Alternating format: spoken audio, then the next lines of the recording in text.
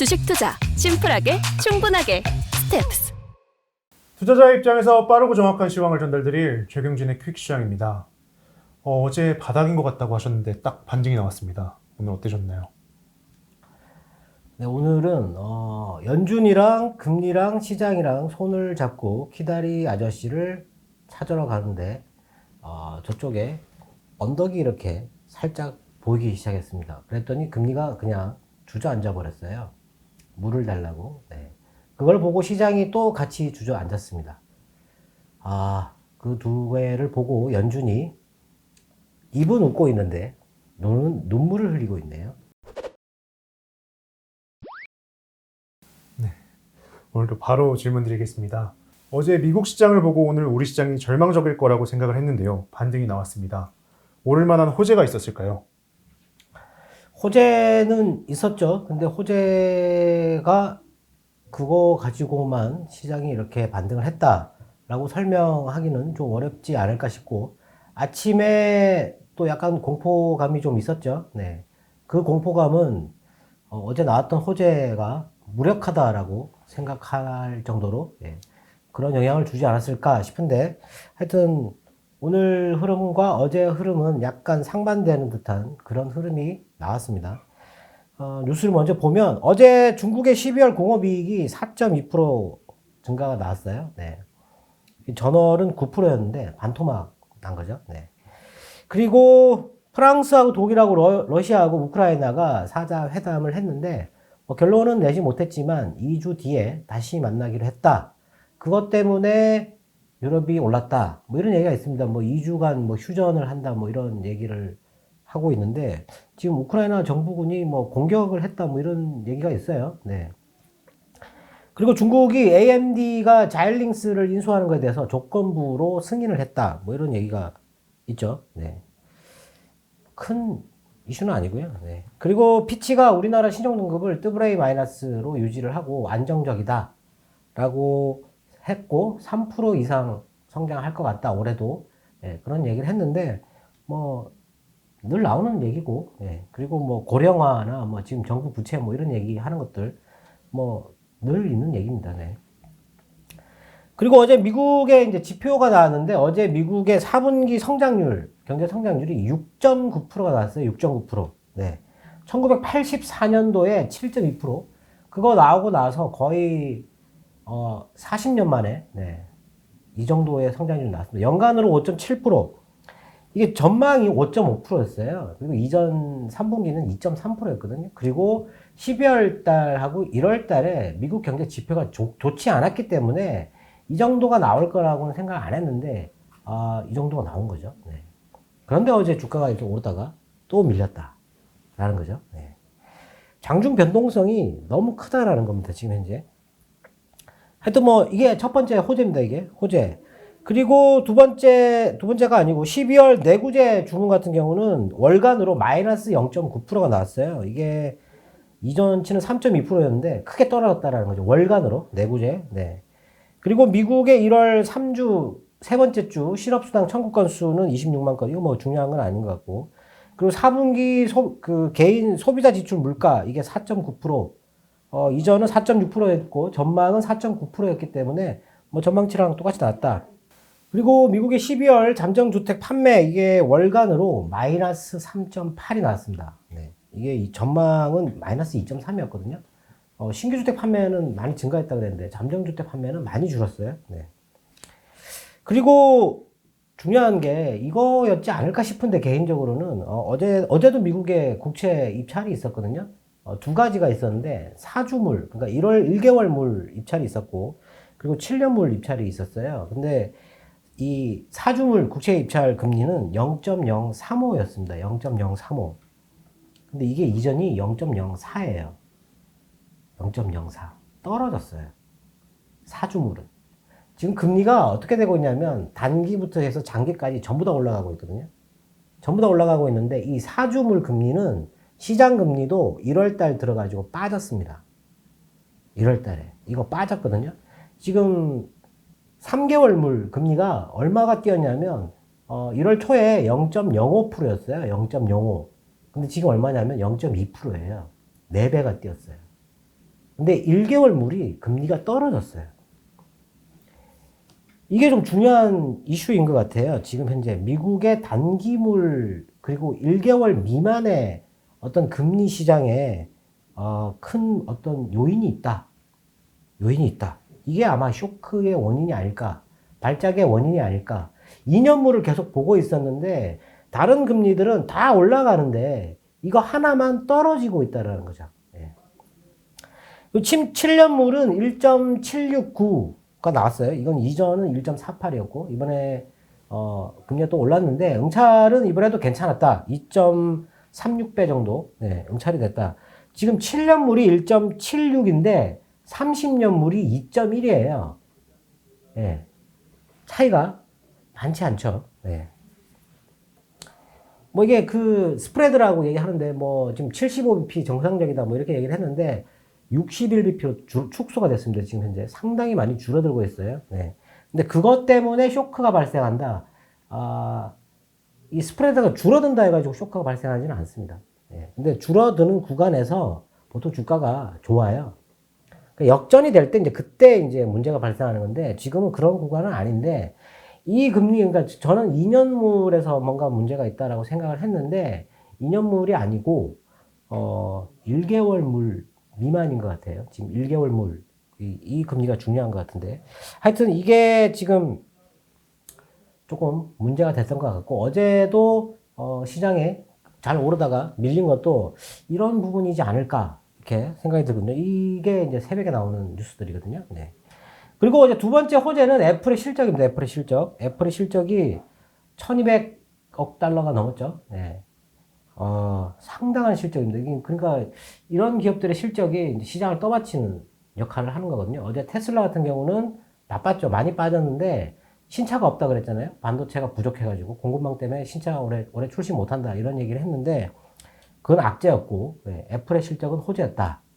애플의 실적을 보면 기술주에 대한 기대감이 또 살아날 수 있다. 뭐 이런 게 호재지 않을까 싶습니다. 근데 이 성장률하고 애플의 실적만 가지고 어제 주가가 이렇게 올랐다라고 생각할 수도 있겠죠. 네.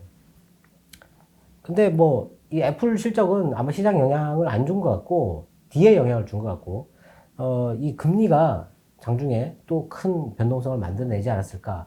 어제 미국 시장의 차트를 보면 더 빠지겠구나 이런 생각이 들 정도의 그런 차트였어요. 근데 오늘 우리나라 시장에서 반등이 나왔다는 거죠. 이게 왜 반등이 나왔을까요? 네. 근데 그 연휴잖아요, 또. 연휴라서 오늘 오후 2시 넘어가지고 분명히 매도가 나올 거라고 생각했거든요. 1시 50분에 매도가 나왔어요. 매도가 나왔는데 그 매도는 개인들의 선물 매도였어요. 그러고 나서 기간이 따라서 또 선물을 매도합니다. 하다가 2시 20분에 그 매도를 포기를 해요. 매수를 하거든요. 이거 매수하면서 이제 외국인이 오늘 선물을 한 10,000계약 정도 매수를 하고 있다가 줄이기 시작하거든요.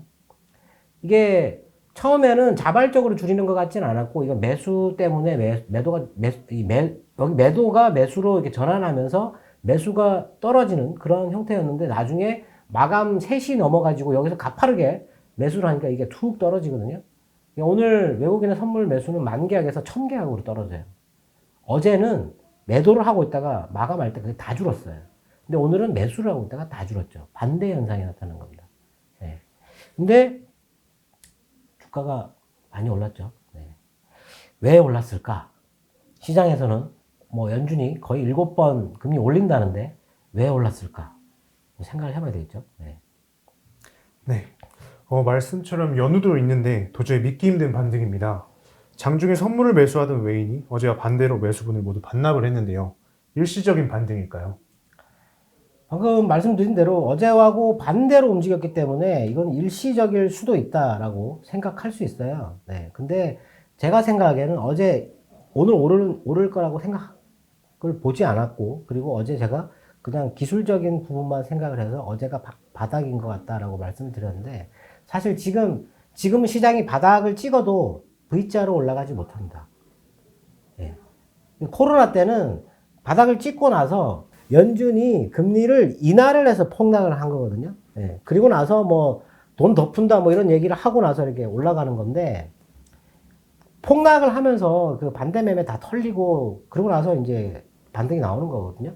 지금은 오늘 아침이 딱 그런 경우였어요. 잘 올라가다가 갑자기 훅 밀렸잖아요. 이게 이제 반대 매매 같은 그런 거거든요. 네.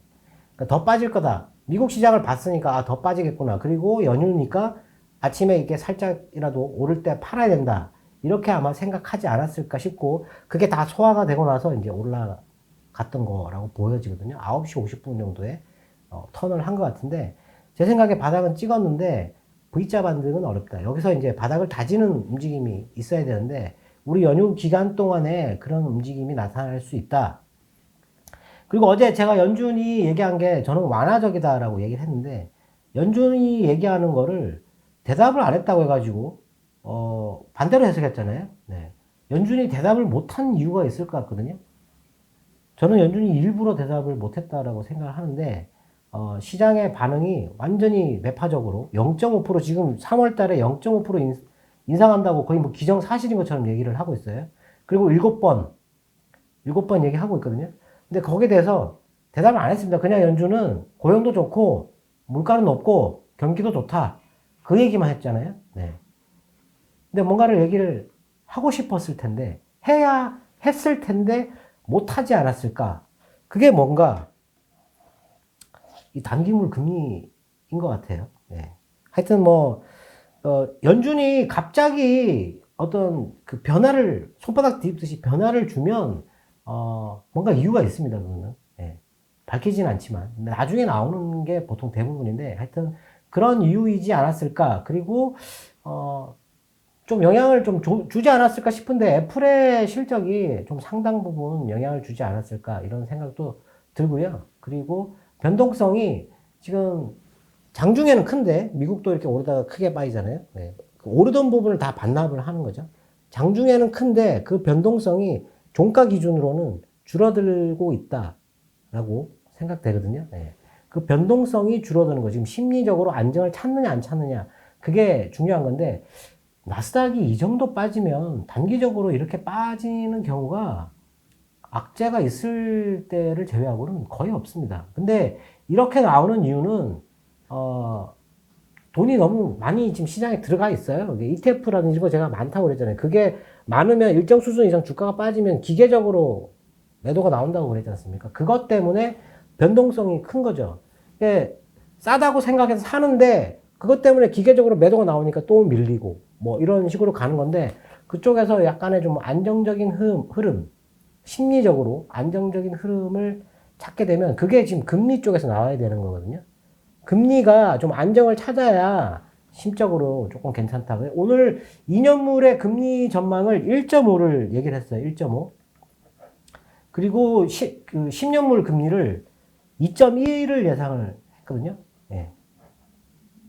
뭐 맞는 건 아니지만 그쪽에서 뭐 분위기가 올해는 2년물이 1.5, 10년물이 2.1, 스프레드가 0.6%잖아요. 지금 현재 스프레드가 0.61이거든요. 예, 0.61. 비슷하죠. 네. 그렇다 그러면 뭐 좀 안정을 찾을 수 있지 않을까? 뭔가 명확한 대답을 하긴 좀 어렵지만, 아무도 이유를 모른다. 모르는데 이유는 있다. 라고 생각됩니다. 그리고 질문이 많은데, 이거 지지난번에 그 질문을 주셨는데 제가 이게 시장이 너무 안 좋아가지고 신경을 못 썼는데, 장단기 금리 전망에 대해서 물어보셨는데, 지금 현재 그 연준이 금리를 어느 정도 선까지 올릴 거냐, 물가를 지금 어느 정도 선에서 유지를 시킬 거냐, 이 물가를 유지시키는데 2% 초반에서 고정시키는 게 목적이라 그랬잖아요. 그거를 유지시키는데 연준이 어느 정도까지 금리를 올릴 거냐, 이게 향후 한 중기 정도, 장기는 알 수가 없는데 중기 정도의 금리를 어느 정도 생각하느냐, 상당히 잘 보시는 분들의 전망은 1.25입니다. 1.25.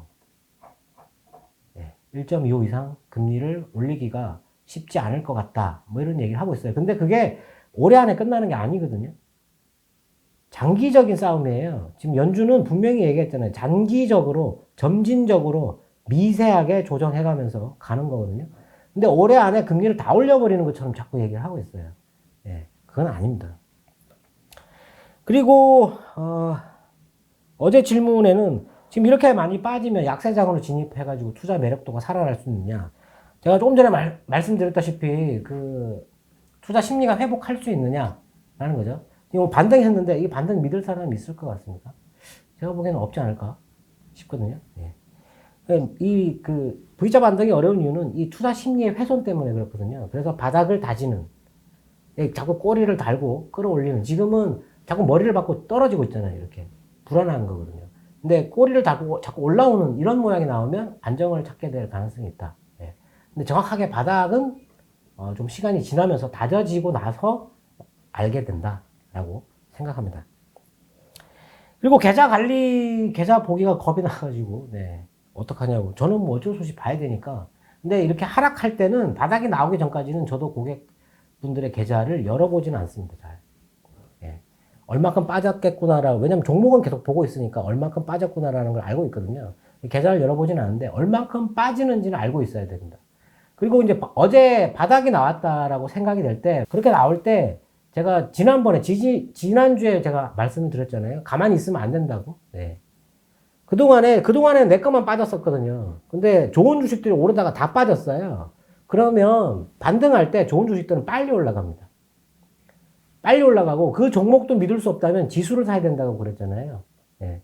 근데 해외 ETF를 사려고 했더니 샀는데 배당세를 징구를 한다 그래가지고 그거는 답이 아닌 거죠. 그러니까 그럼 우리나라 지수를 사야 된다라고 생각되는데 그거가 제일 안전하고 그거 외에 이제 강한 종목들, 지금 중대형주들도 이번 달에 빠진 것만 거의 30% 정도 빠졌어요.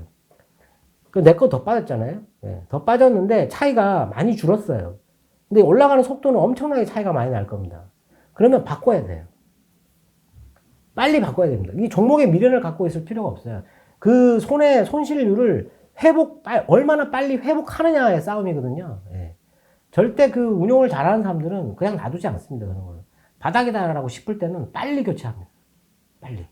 근데 제가 지금 그 게임이라고 생각했더니 오늘 게임 폭락했잖아요. 네. 클레바 프로토콜? 네. 위메이드에, 이게 뭐 해킹당했다 뭐 이런 얘기 해가지고, 지급정지를 걸어버렸어요. 네. 그것 때문에 이제 폭락이 나왔는데, 단순 오류라고 해가지고 뭐 수정을 했다 뭐 이런 얘기를 하고 있어요. 그리고, 페이스북 그 메타 플랫폼에서 리브라라고 하는 가상화폐 개발을 중단한다 뭐 이런 얘기를 했는데 오늘 컴투스 홀딩스도 많이 빠졌잖아요. 네. 하여튼 뭐 그런 것들 많이 빠졌는데 오늘 이제 이걸 매수를 못하는 이유는 오늘 또 거래량이 터졌어요. 또 거래가 많이 실리면서 주가가 이게 많이 빠지면 음봉이 길게 떨어지면 매수를 하면 안 되거든요. 네. 근데 오늘 우리나라 시장은 어제 제가 그 1시까지 거래가 3억 주 정도 된다고 했잖아요. 오늘 반등하면서 이 3억 주를 넘으면 되거든요. 오늘 거래량은 그렇게 많지는 않은데 4억 주 이상 나왔잖아요. 네. 어제 떨어지면서 나왔던 거래를 다 소화했다. 물론 이제 에너지 솔루션 그걸로 발생한 그 비정상적인 이 매매가 있었기 때문에 정확하게 산정하기 좀 어렵겠지만 일단 뒤집는 그런 게 명확하게 보인다라는 거죠. 네. 그래서 계좌를 보고 빨리 대응을 해야 된다. 네. 근데 오늘은 연휴 시작되는 날이기 때문에 오늘 뭔가 액션을 취하기가 어렵고 어제가 바닥이라는 믿음도 안 생기고 네. 일단 설은 지나봐야 되겠죠. 뭐 하루 이틀 지난다 해가지고 늦지는 않습니다. 네. 근데 우리 용기가 없고 다들 힘들고 하지만 네. 하시는 게 좋다. 그리고 연기금이 어제 그 에너지 솔루션을 산 거에 대해서 많은 분들이 저도 뭐 네, 마찬가지고 예. 어떻게 저렇게 매매를 할 수 있을까? 예. 어제 보니까 400만 주 이상 매수를 했더라고요. 오늘도 또 샀어요. 네. 물어보면 뭐 물어보지는 않았지만 물어보면 인덱스 안에 이제 비중이 그 정도 되니까 빨리 채워야 되니까 샀다. 그럼 오후에 사면 되는 거 아닙니까 그거? 꼭 오전에 그렇게 시작하자마자 가격을 그렇게 끌어올려가지고 살 이유가 있나요, 그게? 저도 이해가 안 됩니다. 지금 하루 만에 손해본 게 얼마입니까, 지금 그게? 예. 400만 줄 사가지고 10%가 빠졌어요. 2천억이 그냥 날라갔어요. 우리가 제 연금인데, 예. 정말 진짜, 우리나라의 연금 운용 시스템에 문제가 있어요. 예. 정치 때문이에요, 그거는. 뭐 우리가 어떻게 할 수 있는 부분이 아니에요. 근데 시장 리스크에 기관이라는 게 있습니다. 이 기관은 시장의 리스크예요. 예. 그렇기 때문에 그거를 감안하고 매매를 해야 돼요. 에너지 솔루션에 대해서 분명히 우리나라 기관들이 안 좋은 매매를 할 것이다라고 생각을 하고 있었거든요. 근데 시장에 그렇게 크게 충격을 주지는 않겠지라고 생각을 했는데 시장이 너무 많이 빠지니까 영향이 엄청 커져버린 거예요. 예. 물론 이제 사이즈가 너무 크니까. 그러니까 카카오페이나 뱅크나 크래프톤 들어올 때 이미 우리가 이걸 봤잖아요. 봤기 때문에 어느 정도 되겠구나 이렇게 예상할 수 있는데 이게 들어왔을 때 그렇게 주가가 빠지진 않았는데 그때 악재가 터지면 엄청나게 많이 빠지는 거거든요. 예. 하여튼 뭐 그런 영향을 받았다. 예. 연기금 이거 뭐 질문을 하셨는데도 제가 답변을 드릴 수가 없네요. 그리고 마지막으로 질문 올라온 게 러시아하고 우크라이나 뭐 전쟁 얘기 하셨는데 전쟁 반영 끝났습니다. 이건 뭐 더 이상 걱정 안 하셔도 될 것 같습니다. 제 생각에는 예, 핵전쟁이 일어나지 않는다면 지금 러시아가 요구한 게 나토 동부 동유럽에 배치한 미국의 전술 핵무기 200개 치워라라는 거죠. 예. 그 러시아 겨냥하고 있으니까 기분 나쁘다 치워라, 불안하다 치우라는 건데 서면으로 못 치운다 뭐 이렇게 얘기를 한 것 같아요. 예. 그래서 불만족스럽다 얘기를 한 것 같은데 지금 그 러시아가 지금 들어가려고 하는 그 우크라이나 그 지역이 친러 성향의 지역이라고 합니다 지금. 예. 그래서 들어간다고 해가지고 뭐 크게 영향 없을 것 같고 다만 가스 가격의 변동 그게 영향을 조금 줄 수는 있는데 이미 지금 시장이 떨어지면서 이 전쟁 관련된 영향은 시장에 반영이 다 됐다라고 저는 생각합니다. 네. 네. 오늘도 투자자분들의 궁금증이 해소되었길 바라겠습니다. 네, 연휴를 앞두고 설을 앞두고 그래도 올라서 너무 천만 다행이고요. 예, 편안한 연휴 보내시고 다음 주에 뵙겠습니다. 네, 지금까지 최경진의 퀵시황이었습니다. 감사합니다. 널 한눈에 알아봤어. 내 투자 성과를 한눈에 쳐. 스텝스.